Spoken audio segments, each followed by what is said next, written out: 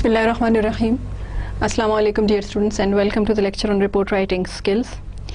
Dear students, up till now we have discussed the different formats of reports, styles of reports, memoranda, letters, and we have discussed resume writing as well. In the last few lectures we discussed something about the bad news messages and good news messages as well. Today we will be discussing something about the audience analysis, dear students. Now you know the formats. You know very well what are the different formats in which you will be writing the report, how to begin it, how to end it. What is a memorandum format for a report, to, from, subject, date. What is the letter format of the report, what are the different parts of a formal report, and what are the different parts of an informal report. What are the different types of the letters and what are the different parts of the letter.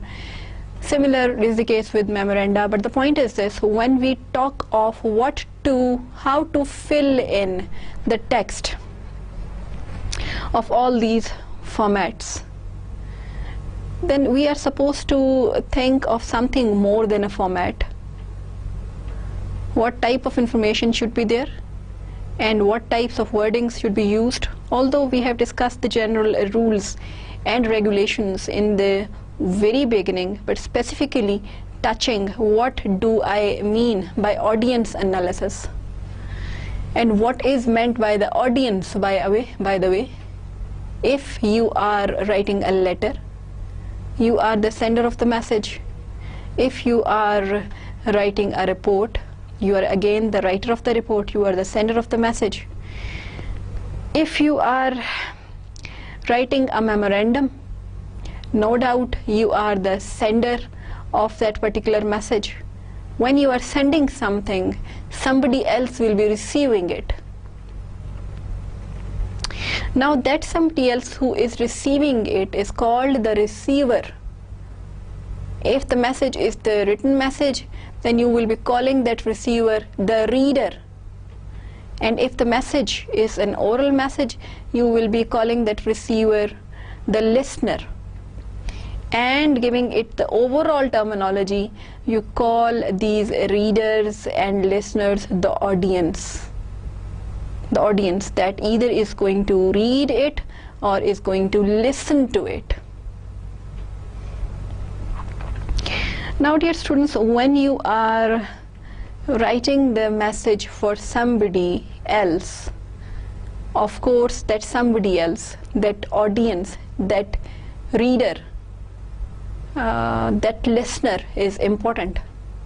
Now you should be keeping that reader, that audience, that listener in your mind while you are devising a message. So that is our today's topic, audience analysis, while you are trying to write a message. Kindly have a look on the screen. Okay, first of all dear students, have a look on the screen. The first heading you will find on the screen is develop your audience profile. Now dear students, remember one thing: when you are trying to write a message for somebody within your organization, then the story is a bit different. You know your colleagues, you know your boss, you know your subordinates. So devising a message for different people of your own organization might be relatively an easy business, whereas while you are devising a message for the audience whom you are not acquainted with, it will be a bit tough job. So what are the various things that you should be keeping in your mind while you are devising a message and while you are trying to analyze the message? Subheading number 1, kindly have a look on the screen, is determine the audience size and composition. Have a look on the screen.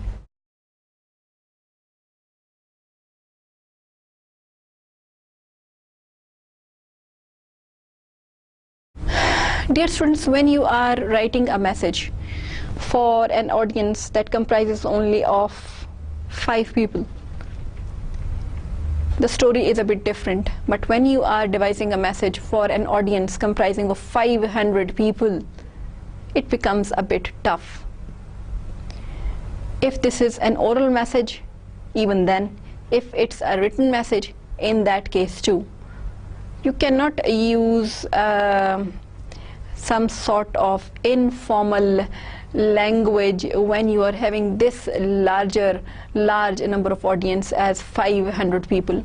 So if you are having 500 people in front of you as your receivers, as the audience, the language that you should try to pick up for your written message is a bit formal. You will try to be a bit formal if the size of the audience is a bit large.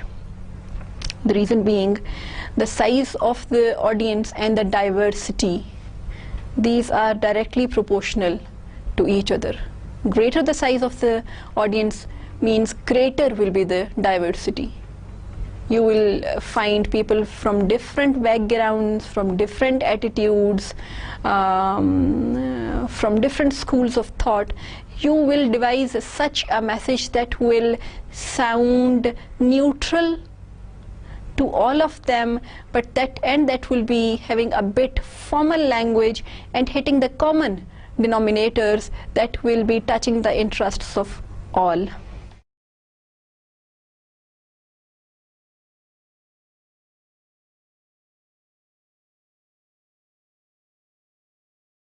And dear students, when the size of the audience is a bit large and you are supposed to look at the common denominators, at the same time you as a writer are supposed to look for the individual interests sometimes as well, even if the audience is large. That will be a very tough job for you when 500 people are going to read your message, but somehow you have to work on it so that your single message is fulfilling the requirement collectively as well as individually. Have a look on the screen.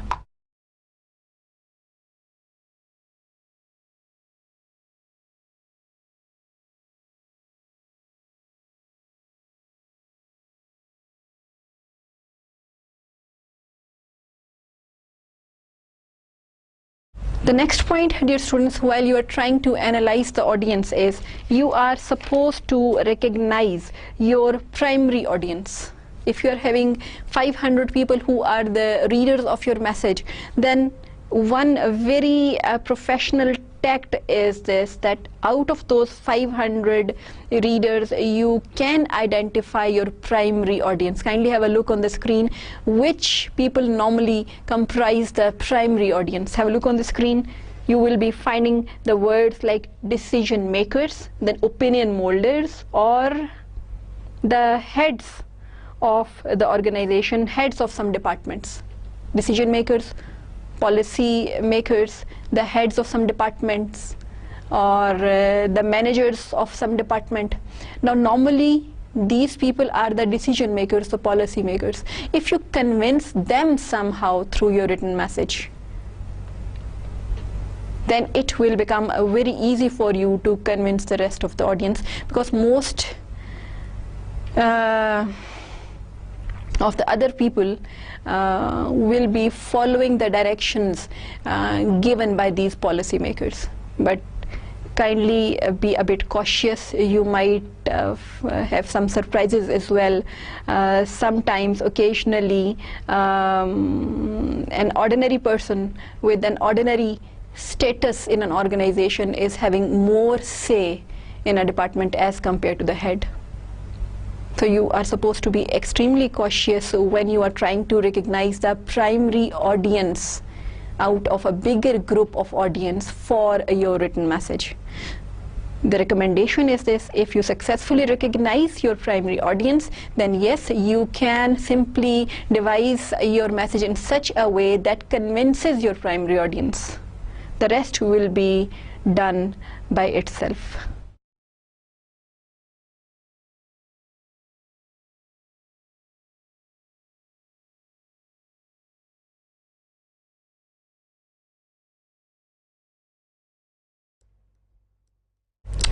Next point, while we are discussing the audience analysis, kindly have a look on the screen, is Dear students, estimate the audience's probable reaction to your message.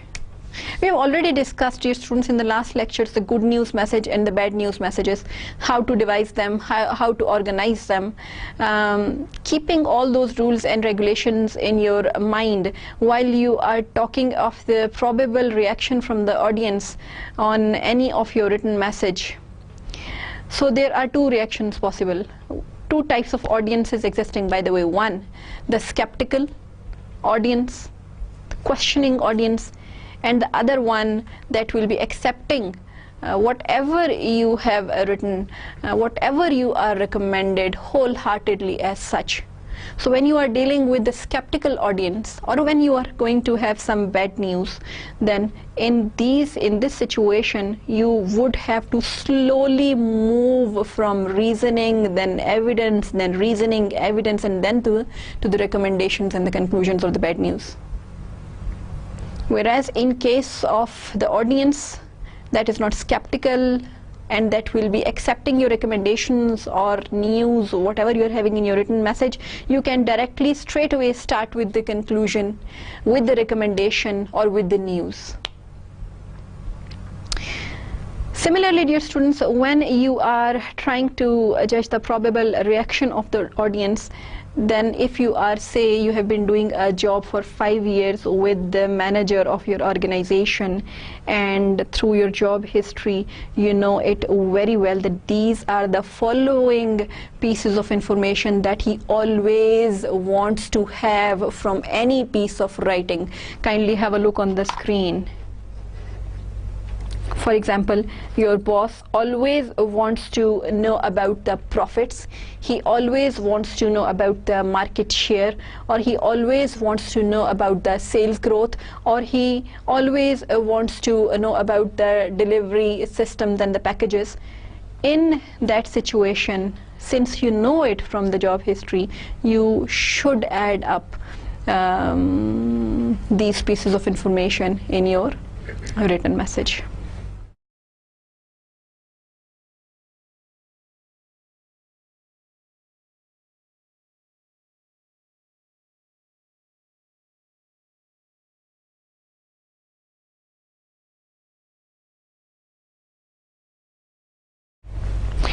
The next point, while, dear students, we are discussing this topic of audience analysis, is that you should try to understand and judge the audience's level of understanding. You are devising a written message, and you might be using some terms, some words, giving some references which might not be easily understandable for all the people comprising your audience.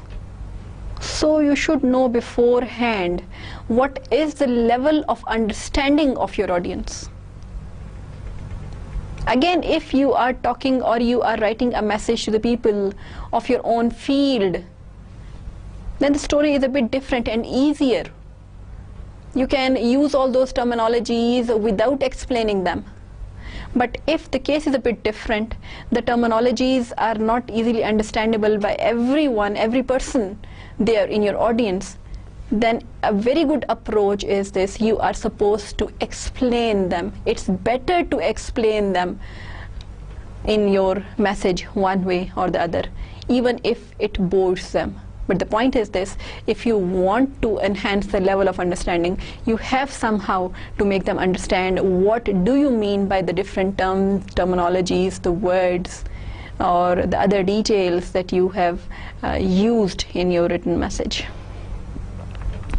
Then, dear students, if you are literally having a very diverse group of the audience, in that situation, one option again is simply you can focus on the decision makers out of a bigger group of the audience. If you simply again can convince them, make them understand your point, the rest will be again done on its own. And dear students, much effort is required in case there are some cultural differences as well in the audience. you have to put in a bit greater effort in the case of audience having greater cultural differences amongst each other.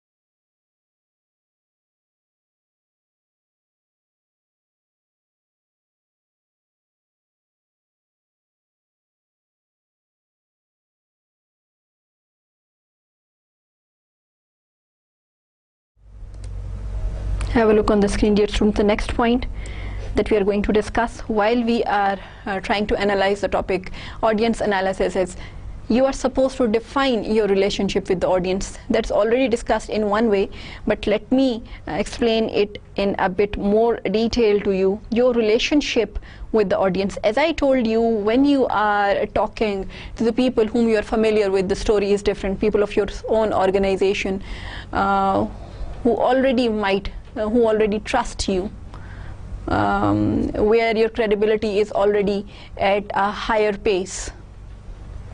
In that case, it will be easier for you to convince them. But in case you are talking or you are writing a message for the people who are not the people of your own organization, for somebody from outside your organization, in that case, dear students, you first have to build your credibility through your message.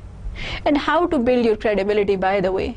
It cannot be done through a single written message. There you would have to move with logic, with evidence, with proof that if this is a recommendation, then these are the evidences proving this recommendation. If this is the conclusion, then these are the various logics that are leading us to this conclusion.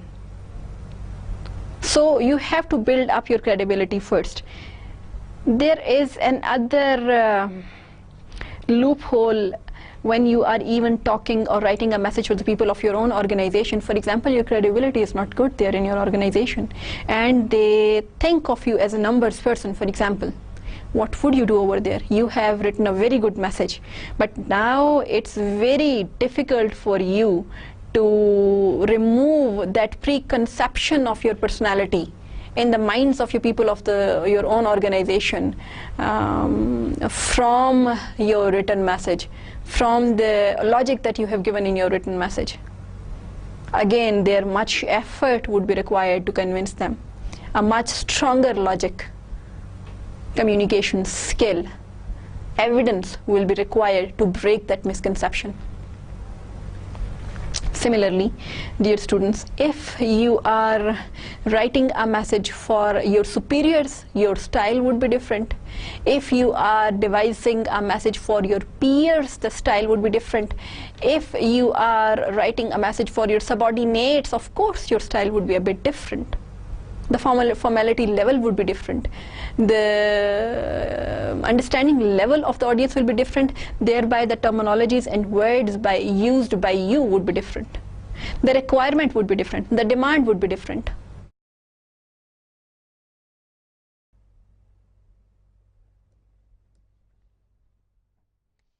Next subheading, kindly have a look on the screen. Satisfy your audience's information needs. You are writing for the audience, dear students, and you are either trying to get some information through that written message, or you are trying to deliver some piece of information through that written message. Even if you want to get something out of that written message, you are supposed to be clear about it. What do you need? And if you want to deliver something, or you're answering the questions of some audience, then you should be very much clear. Are you answering all the questions clearly? Are you fulfilling the demands completely, demands of your audience? For example, kindly have a look on the screen.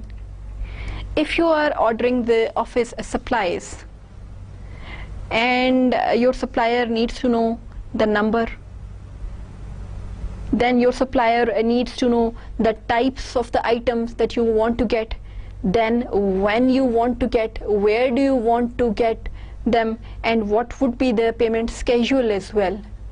So these are the minute but important details that are supposed to be the part of your written message if somehow you want to get the desired feedback out of your written message. Discussing it in detail, kindly have a look on the screen. The next subheading under this main heading, satisfying your audience's information needs, is find out what the audience wants to know.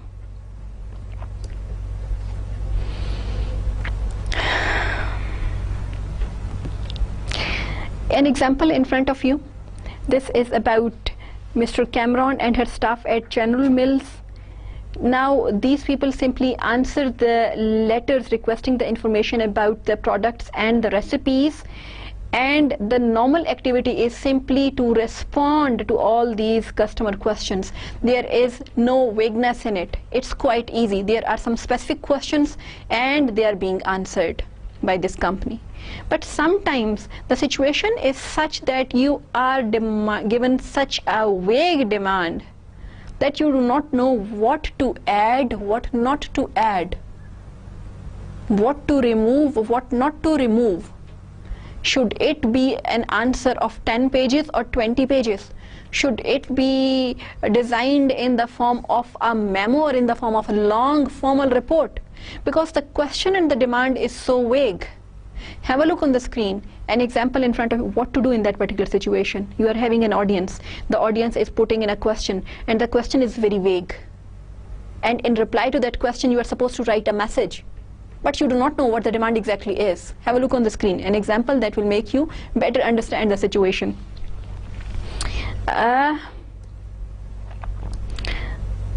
Boss is asking, find out everything, kindly have a look on the screen, find out everything you can about Polaroid Corporation and write a memo on it. The demand is find out everything you can about the Polaroid Corporation and write a memo on it. Now 10 days later, the secretary submits a 25-page long report, and the employee tried to include each and everything he could get for that particular Polaroid Corporation. But what he received as a reply from the boss, kindly have a look on the screen. I don't need all this. All I want is their 5-year financial record.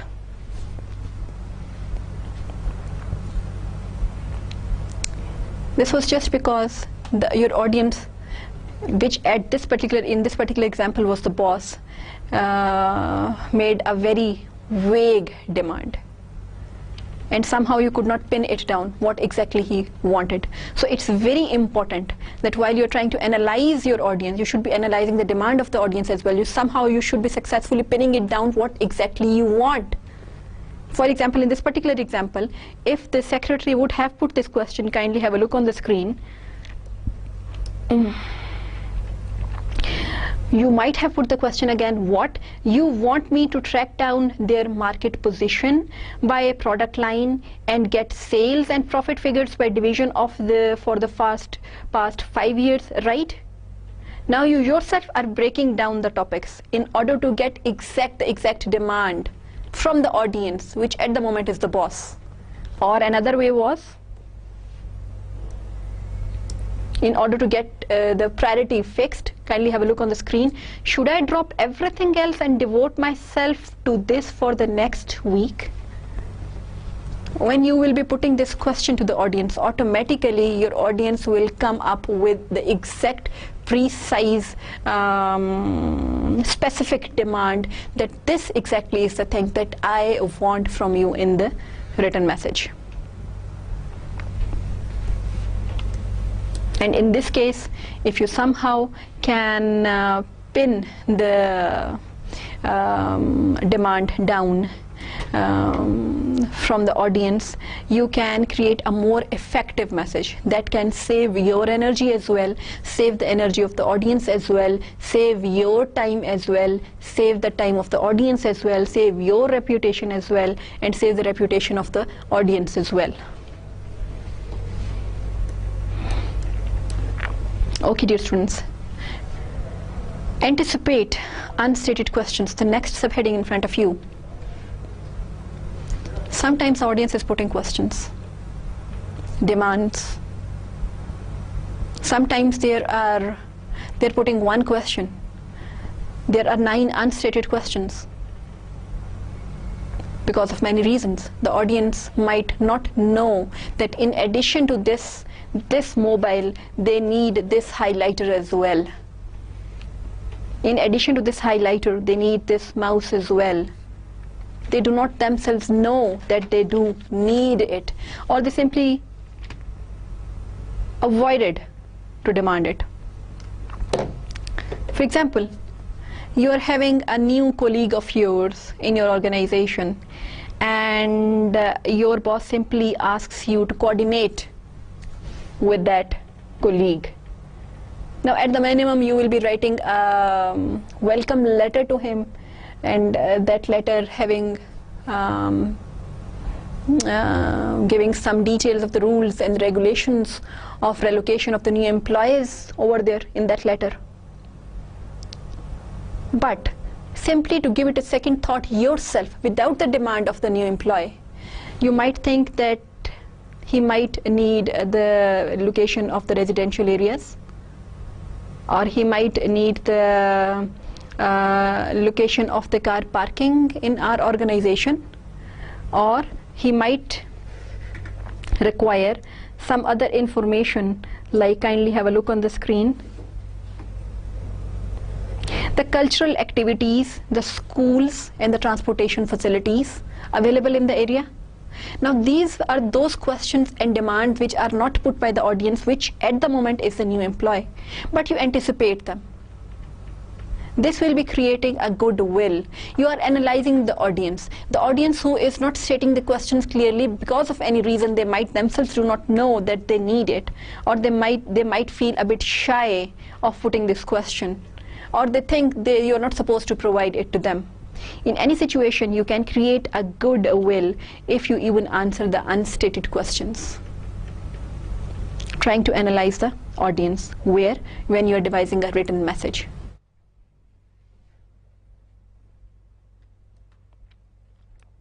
Okay. Provide all the required information. One way, this subheading is already discussed in details, but this is a journalistic approach, by the way, dear students. The journalists normally answer the 5 W's: what, where, when, who, why. And if somehow you check your written messages for the answer of these W's, your message automatically would answer all the demands by the audience. Now I will be reading out a message to you, and a message written in a very good way, but somehow that message is not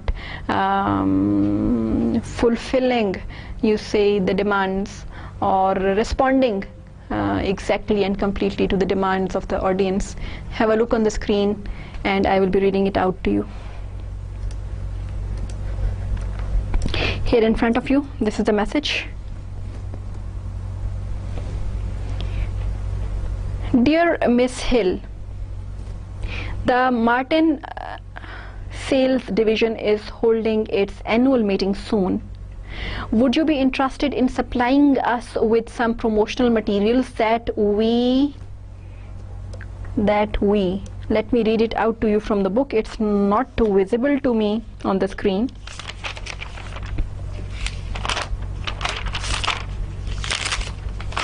Okay. Dear Miss Hill, the Norton Sales Division is holding its annual meeting soon.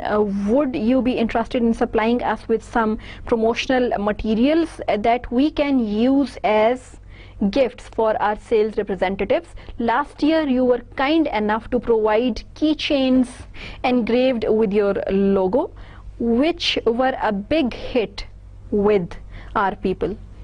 The words missing on the screen, kindly I'm reading them out, you can spell them out. I'm sure they were a constant reminder that your hotels are good places for Martin sales representatives to stay while traveling on business. Our records show that 342 Martin people spent a total of 2, 3, 4, 6 nights with you last year, an increase of 37% over the year before. Letter style is fine,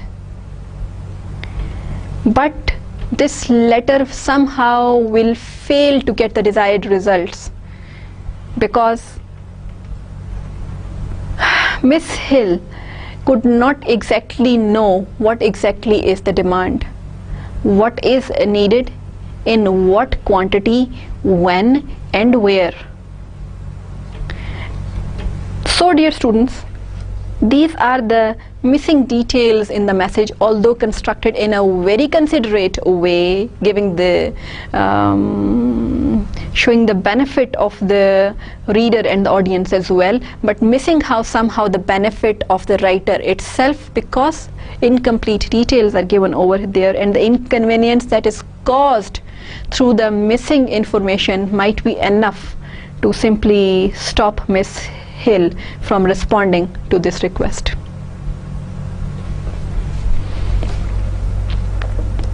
Right.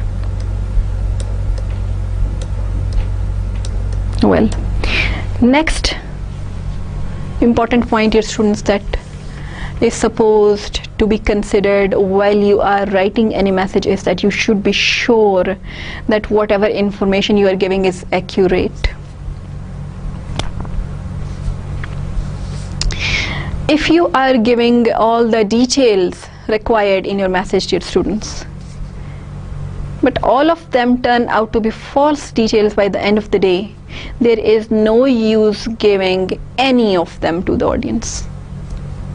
There your credibility goes away, your reputation suffers badly, your business suffers badly, and your own personal credibility as a professional, that gets vanished.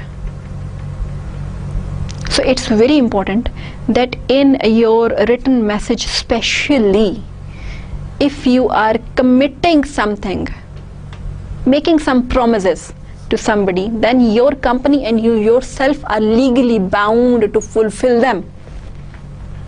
So you must be sure about this thing, that if I am giving my words in writing, then will my company support my decision?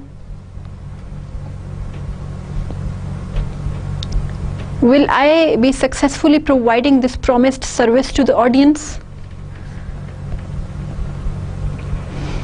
For example, if in your organization, for anything you need an approval, say from 3 superior grades of yours, you somehow make a promise in writing to some customer, but afterwards you get a surprise of getting your request disapproved from the authorities, then where you are ending up? So make it sure first that whatever you are giving in writing will be properly having a proper strong back from your organization, from different quarters and authorities of your organization. And similarly, dear students, in a single activity of yours, there might be many departments involved. For example, have a look on the screen.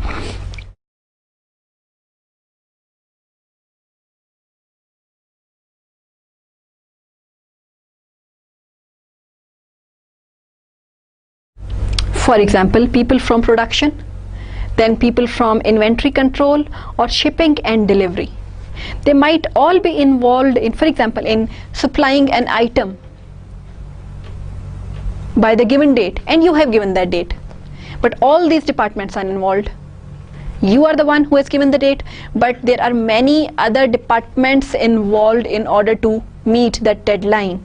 So how come that you gave that approval without first talking to these departments? So first get an approval in writing from everywhere, and then give the approval to somebody outside your organization. Remember, dear students, honest mistakes are always possible. For example, you honestly gave some information to some customer, but afterwards it turned out to be false somehow, which you yourself did not know at that time what to do in that particular situation. It was not a deliberate, conscious mistake. It was unconscious, and you were very honest while you were giving that piece of information to the customer through the written message. There, dear students, the recommendation is immediately move back to the person, call that person and apologize and give the exact details honestly, that this was the situation, I honestly gave you this information because I thought this is true, but just after 2 days I came to know that this is not a fact, so it was my official, moral and professional duty to inform you that I'm really sorry on behalf of my company that this information was wrongly communicated to you. Believe me, most of the people are going to appreciate your honesty in that case.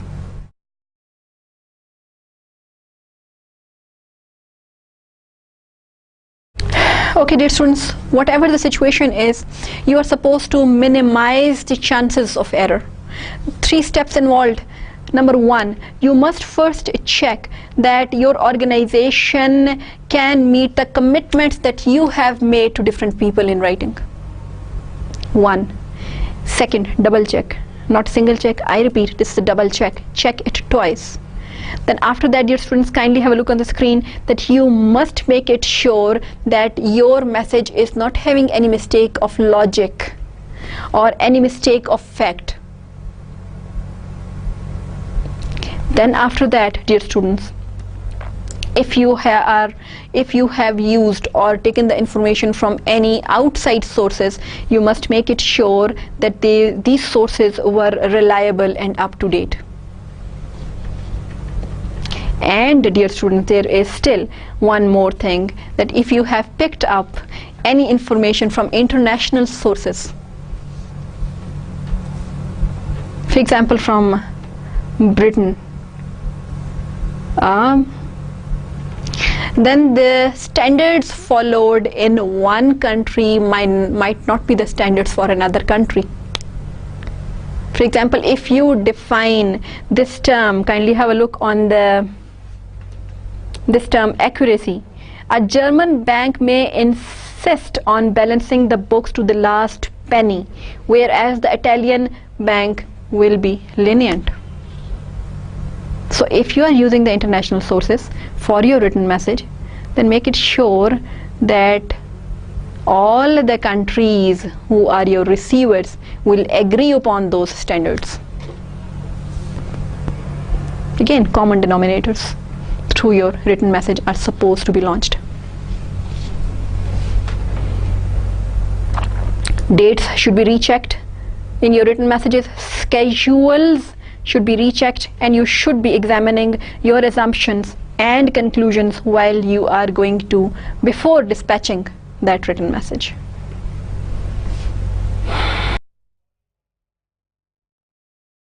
Okay, then dear students, there's something we call interest of the audience. Ideas of the greatest interest to the audience. Emphasize the ideas of the greatest interest to the audience. People in your audience, dear students, are having different interests. I have already discussed it. And we have discussed that you should be finding the common denominators for all of them. For example, you are writing a written report in which you are summarizing your conversation with one of very good and old customers of your organization. I repeat, you had a conversation with one of the very good and old customers of your organization, and you are making a written report of that conversation. Now, this report is for the people of your own department. Now, dear student, of course, if you are sending that report to, say, kindly have a look on the screen, to the head of the engineering department, what he would be looking at what would that head of the engineering department try to find out from that written report of yours? Of course, he would be more interested in knowing the response of the customer to the design features of your product. He's an engineer, engineering and designing. Then, dear students, whereas in the same report, if you are sending this report to the shipping department, they will be more concerned about knowing the comments of the customer on the delivery schedules.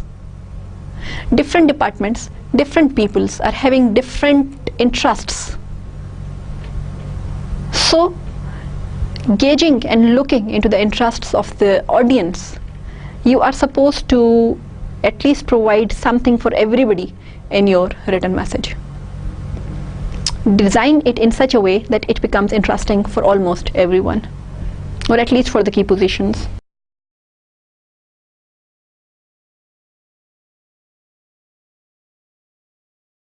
Then, dear students, for when you're communicating to a group of people, then you are supposed to use your common sense. By the way, you cannot go one by one to everyone. There are some factors like age, there are some factors like gender, job, location, income and education that you can keep in your mind while you are trying to devise your message, keeping in your mind the audience of your written message.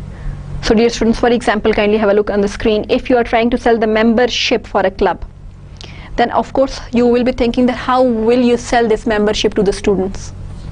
How will you sell this membership to the retired people? And how will you send this membership, say, for the sales representatives? And how would you sell this membership to the auto mechanics? Economy might be the concern for the students and the retired people. Convenience might be the concern most of the time for the sales representatives, and such other things. So, keeping in mind all these things, what are the interests of which audience, you can devise a well-rounded message, fulfilling and responding to the interests and demands of almost everybody in the audience, or at least, I repeat, the key persons.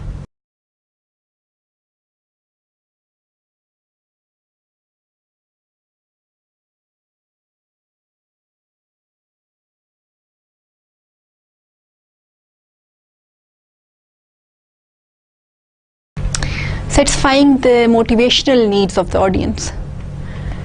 Dear students, while you are devising any message and you are trying to analyze the audience of your message, you might face some such people who are having their fixed beliefs, fixed point of views, a certain way, fixed way of looking at things.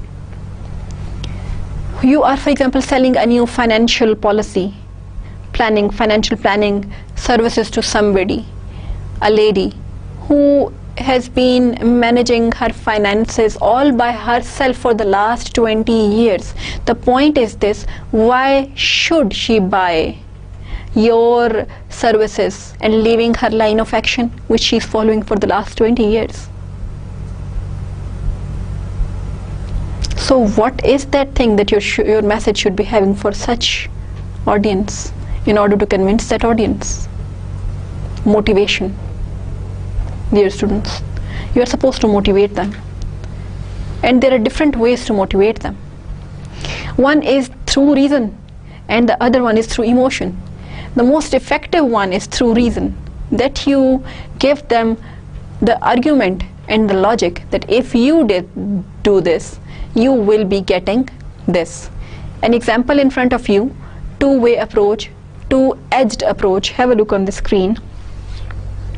If you are arguing through your written message that a loan applicant should reduce his existing debts before borrowing more, one way to say that thing is, kindly have a look on the screen, adding this amount to your current debt might endanger your credit standing.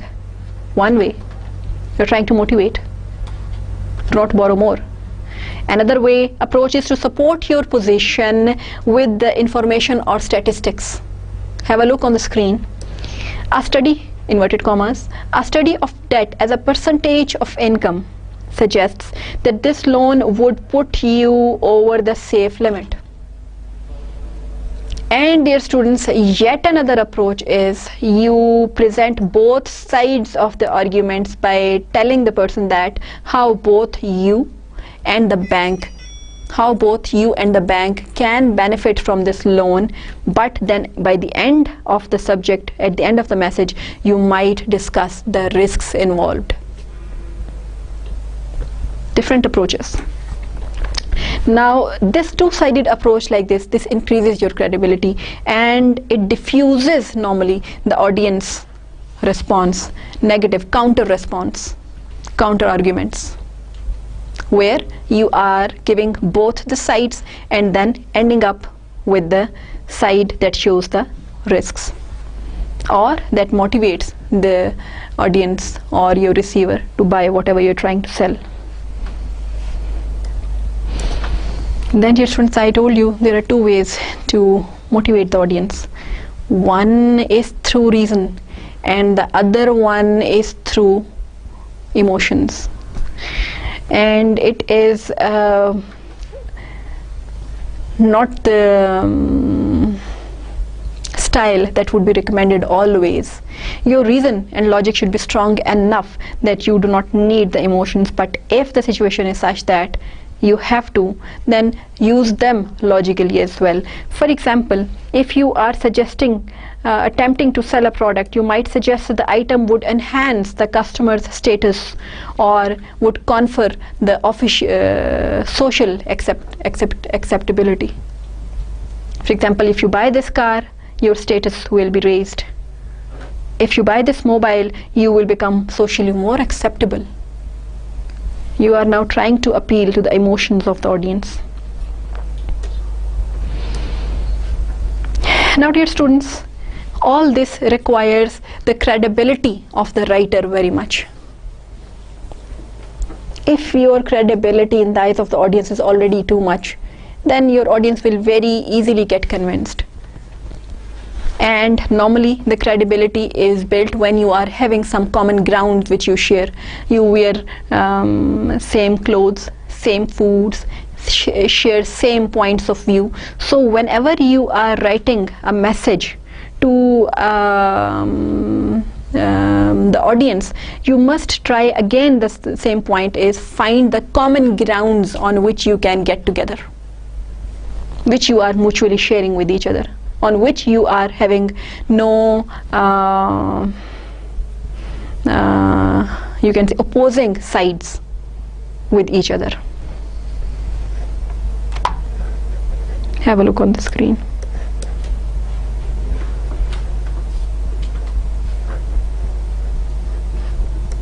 Okay, fine.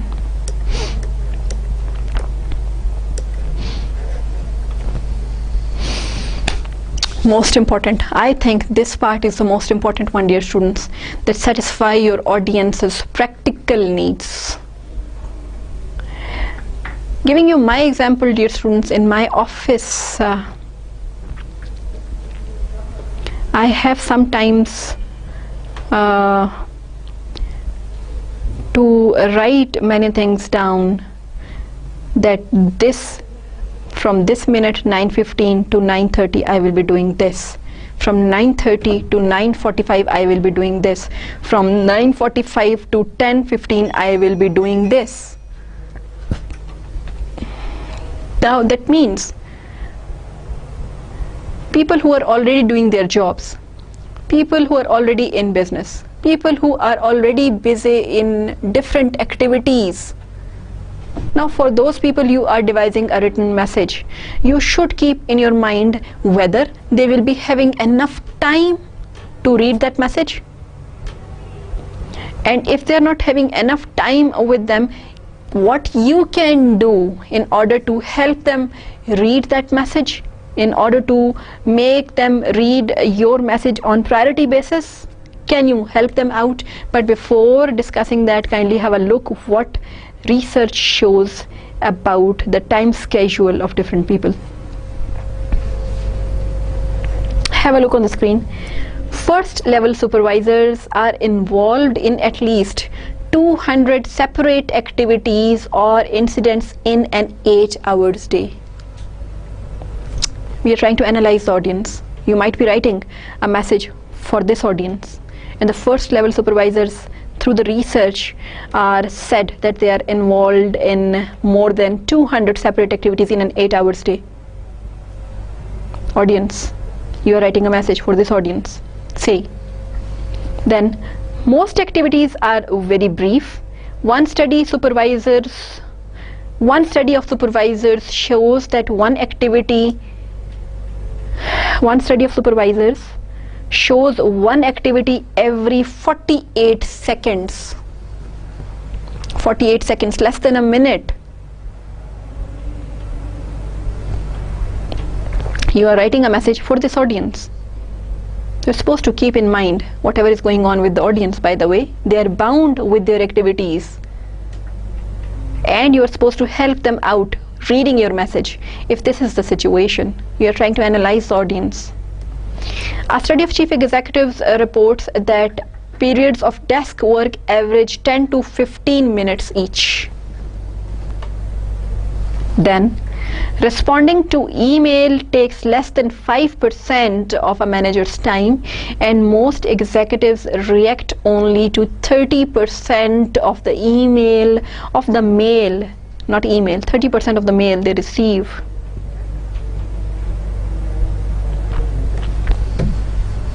So if this is the situation, dear students, then you are having an audience that needs your help, and you are writing to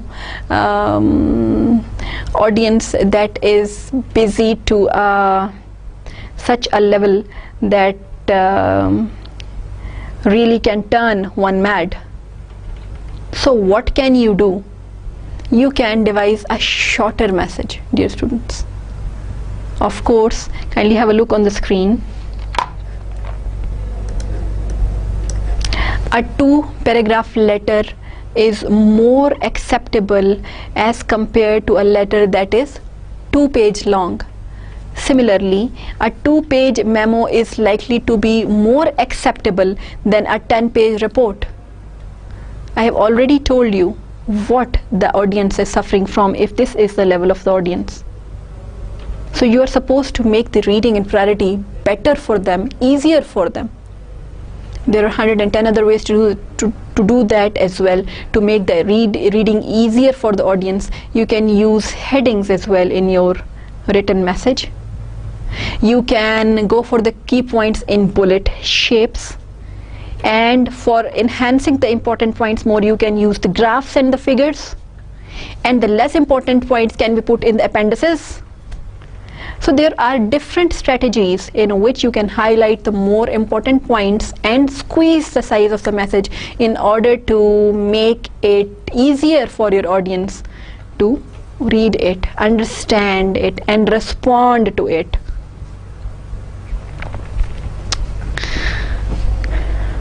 That is all, dear students, for the audience analysis.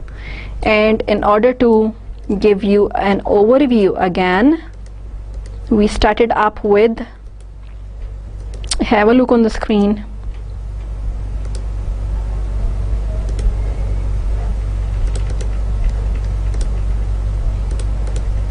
We started up